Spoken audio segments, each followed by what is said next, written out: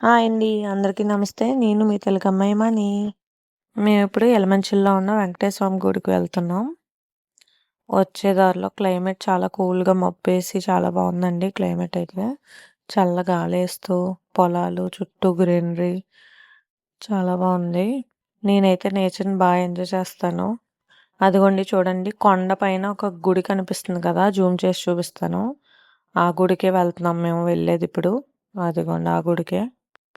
Already షార్ట్‌లో చెప్పాను గదండీ! నాకు కొంచెం కోల్డ్‌గా ఉందని. వాయిస్ ఏమన్నా కొంచెం అటు ఇటు అయితే అడ్జస్ట్ చేసుకోండి. క్లైమేట్ అయితే చాలా బావుందండి. మేము ఈవినింగ్ టైం ఎళ్ళాము. మబ్బులవి ఏసి వర్షం అది పడలేదు కానీ మబ్బుగా ఉంది. కొండ పైనుండి అయితే వ్యూ ఇంకా బావుంది. చూడండి ఎవ్వరు స్కిప్ చేయొద్దు. లెమన్ టీ నాకిష్టం.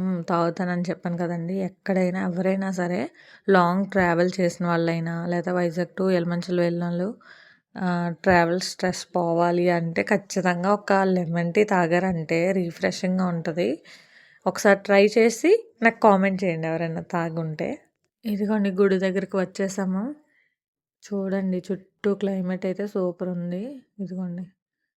శ్రీ శ్రీ శ్రీ వీరాద్రి వెంకటేశ్వర స్వామి వారి దేవస్థానం. Bypass road Yelamanchili Anakapalli. ఇక్కడ నుండి స్టార్ట్ అయ్యి వెళ్ళిపోవడమే పైకి. ఈ గుడి పక్కన బయట ఇంకో గుడి ఉంది కదా! అది అమ్మవారి గుడి. ఇక్కడ నుంచి ఇంకలా కానీ పీస్‌ఫుల్‌గా ఉంది. ఎవ్వరు ఎక్కువ జనాలు లేరు కానీ బావుంది. ఎక్కడో ఉన్నారు. ఒక ఇద్దరు, ముగ్గురు అంతే. యలమంచిలిలో అయితే ఇక్కడ ఈ గుడికి రావడం ఇదే ఫస్ట్ టైం అండి.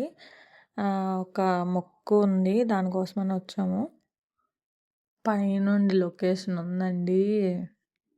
వావ్! వావ్! అనాల్సిందే. అంత బావుంది. ఆ కొండలు, ఈ మబ్బుకి మబ్బులేసున్నాయి కదా! ఇంకా బావుంది. నా ఫోన్‌లో మరి మీకు అంత క్లియర్‌గా తెలుస్తుందో లేదో నాకైతే తెలీదు కానీ, లైవ్‌లో అయితే నేను చాలా ఎంజాయ్ చేశాను.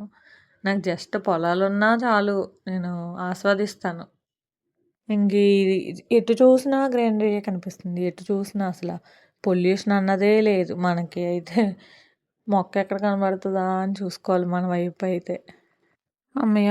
మొత్తానికైతే వచ్చేసామండి గుడి దగ్గరికి. ఇదిగోండి ఇదే లాస్ట్ ఎండింగ్. ఈ పైనుంచయితే చూడండి. అదిగోండి గుడి. ఈ గుడి ఇంకా కడుతున్నారు. కన్‌స్ట్రక్షన్ అదే అవుతుంది.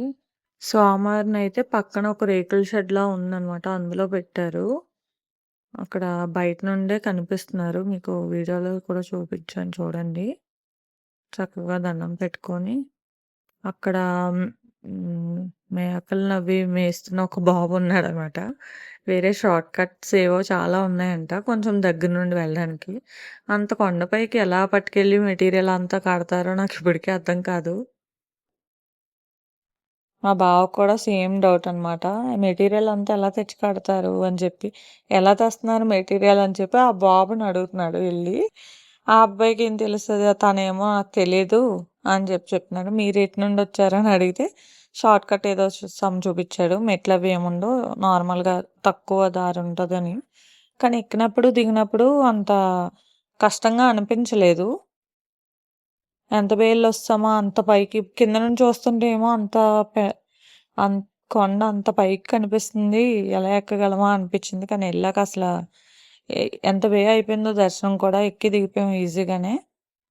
ఇంటికి వెళ్ళే దారిలో కూడా నేను ఆ కొండనే చూసుకుంటున్నాను. అంత పైకి ఎక్కొచ్చామా అంత బేగానా అని చెప్పి. వెళ్ళే సగం దారి వరకు కూడా కనిపించింది. వదిన వాళ్ళ ఇంటికి వెళ్ళిపోయి నెక్స్ట్ ఎక్కడికెళ్తున్నాం ఏంటి అన్నది నెక్స్ట్ వీడియోలో వస్తుంది. అలాగే ఇప్పటిదాకా నా ఛానల్‌ని అందరూ సబ్స్క్రైబ్ చేసిన ప్రతి ఒక్కళ్ళకి పేరు పేరున థ్యాంక్స్ అండి. కొత్త వాళ్ళు ఎవరైనా చూస్తున్నట్టయితే ప్లీజ్ సబ్స్క్రైబ్ చేసుకోండి.